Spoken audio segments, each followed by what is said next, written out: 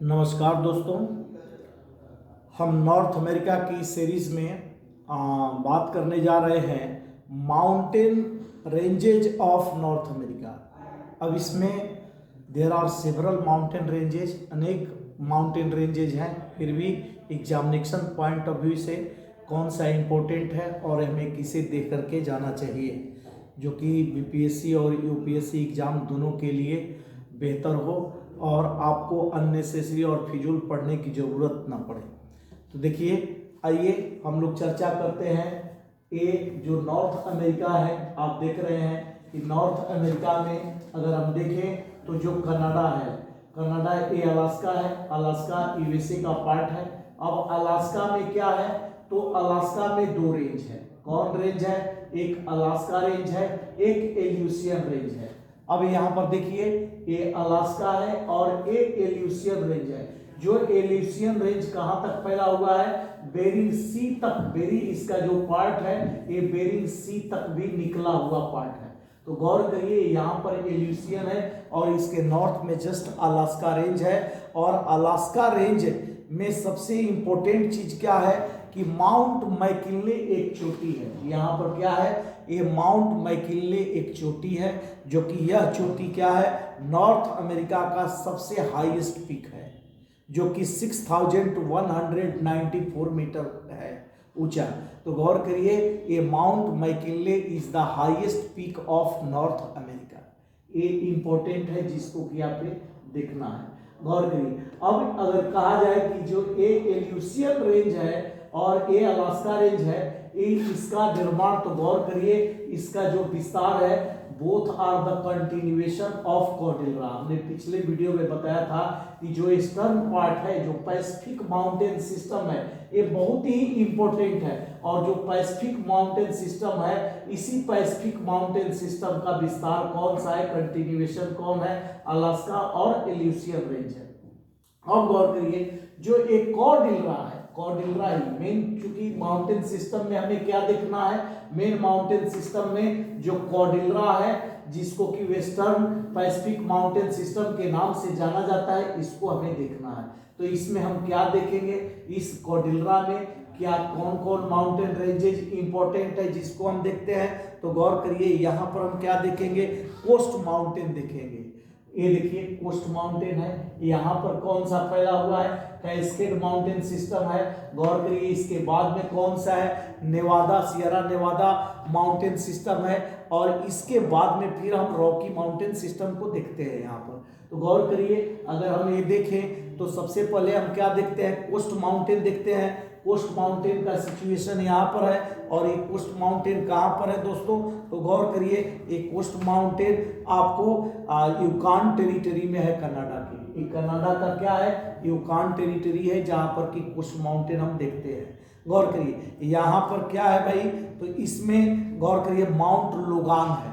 इसमें mount Logan है, जो कि ये क्या है? Mount Logan is the second highest peak of North America. ये माउंट लोगान मैकिनले के बाद में दूसरे नंबर की क्या है? ये चोटी है, जो कि हम देखते हैं। गौर करिए, अब यहाँ पर हम एक क्या देखेंगे बॉस? यहाँ पर हम देखेंगे कि जो कोस्ट माउंटेन है, कोस्ट माउंटेन के बाद में ये जो कोस्ट माउंटेन है, इसके बाद में जो माउंटेन है, एक कैस्केड माउंटेन है। तो कैस्केड माउंटेन में हम क्या देखते हैं? एक कोस्ट माउंटेन के ईस्ट में है। ये जो कैस्केड माउंटेन है, एक कोस्ट माउंटेन के क्या है? ईस्ट में। यहाँ पर आप देखते हैं। अब इसमें क्या इंपॉर्टेंट है जो हम देख सकते हैं? तो गौर करिए, इसमें माउंट विटनी, जो माउंट विटनी है, ये क्या है? यूएसए की सबसे ऊंची चोटी है, माउंट विटनी। ये इंपॉर्टेंट है, जो कि आपसे पूछा जा सकता है। अब इसके बाद में क्या इंपॉर्टेंट है? सियरा नेवादा को देखते हैं। सियरा नेवादा में क्या इंपॉर्टेंट है?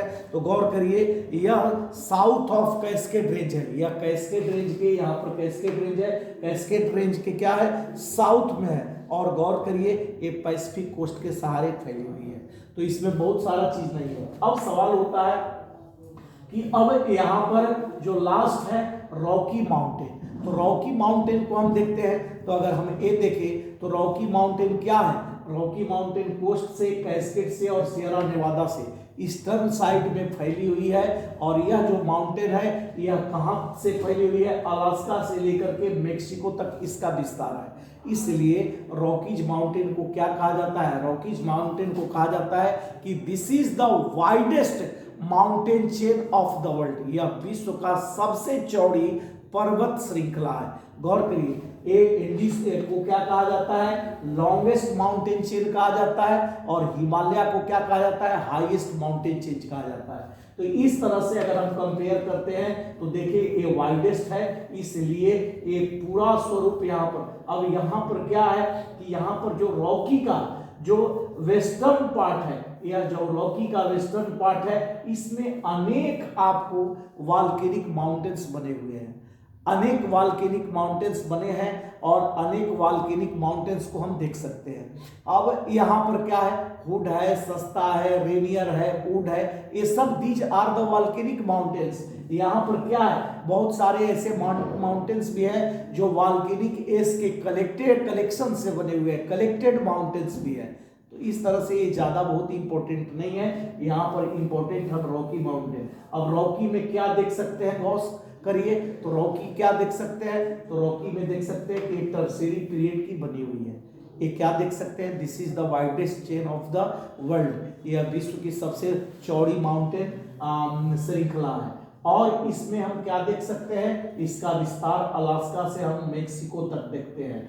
और इसमें हम क्या देख सकते हैं, तो गौर करिए, रॉकीज का जो फुटहिल है, रॉकीज की जो यहाँ हाइट है, यहाँ पर क्या है, यहाँ पर जो फ्रोजन कंडीशन में जो वाटर बॉडीज देखे जाते हैं, यहाँ पर जो आने वाली जो विंड्स है उसके लिए यह फ्रोजन कंडीशन बैरियर के रूप में होता है। और गौर करिए, यहीं पर एक चिनूक विंड है जो कि वेस्टर्ली विंड्स का क्या है, कंटिन्यूएशन मानी जाती है। यही विंड्स जब इन क्षेत्रों में आती है तो गौर करिए, वेस्टर्ली वार्म है, और वार्म का यह कंटिन्यूएशन है, जैसे ही रॉकी के पदस्थली पर उतरती है यह वार्म है, इसके एडवेंट से, आगमन से यहाँ जो presented ice starts to melt, यहाँ विद्यमान जो हिम है वो पिघलना शुरू हो जाते हैं, जिसके चलते रिलीफ रेनफॉल की स्थिति पैदा होती है। तो ये इंपॉर्टेंट यहाँ पर है जो कि हम देखते हैं। अब आप ये समझे, इस पीरियड के एक फोल्डेड माउंटेन है, गौर करिए, ये फोल्डेड माउंटेन है, यहाँ पर एंटी सिक्लाइन और सिनक्लाइन की स्थिति को देखी जा सकती है। तो गौर करिए, इस तरह से हम क्या करते हैं, रॉकीज में इंपॉर्टेंट चीज है जिस पर कि हमने चर्चा की है। इसके अतिरिक्त और भी माउंटेन है जो कि हम चर्चा कर सकते हैं, जो कि वो तो बहुत इंपॉर्टेंट नहीं है, जैसे ब्रुक्स रेंज है, ब्रुक्स रेंज को देख सकते हैं। ये जो ब्रुक्स रेंज है जो कि अलास्का तक ही फैला हुआ है और कंटिन्यूएशन रॉकी का माना जाता है। अब इसके जो ईस्टर्न हाईलैंड्स है, पूर्वी भाग में अपलेशियन माउंटेन्स है, गौर करिए, ये अपलेशियन माउंटेन्स है, ये भी इंपॉर्टेंट है, लेकिन गौर करिए ये अपलेशियन माउंटेन्स है और ये माउंटेन के रूप में आपसे नहीं पूछा जा सकता है। गौर करिए, अब अपलेशियन माउंटेन से जुड़ा हुआ क्या है, ग्रेजिंग फील्ड्स है, या ग्रेजिंग फील्ड्स जो कि यहाँ पर यूएसए के डेयरी फार्मिंग का विकास हुआ है, इससे आपके सवाल बन सकते हैं। इसी से जुड़ा हुआ क्या है, सेंट्रल लोलैंड एरिया है, जो कि पिछले वीडियो में हमने बताया था कि ये बहुत ही फर्टाइल क्षेत्र है जो कि यूएसए के लिए एक प्रकार का बून है।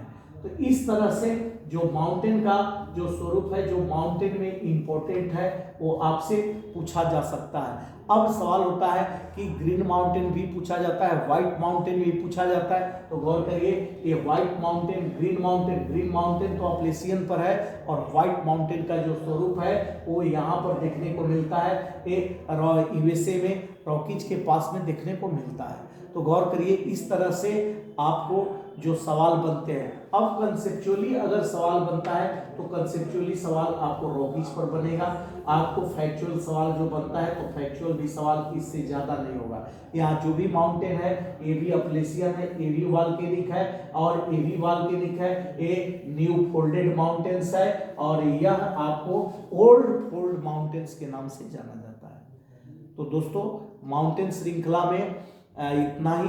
फिर इसके बाद में हम लोग आते हैं important plateaus and basins of North America, इसको देखते हैं। फिर इसके बाद में क्या क्या गल्फ है, क्या सीज है, ये आगे श्रृंखला को बढ़ाते हैं।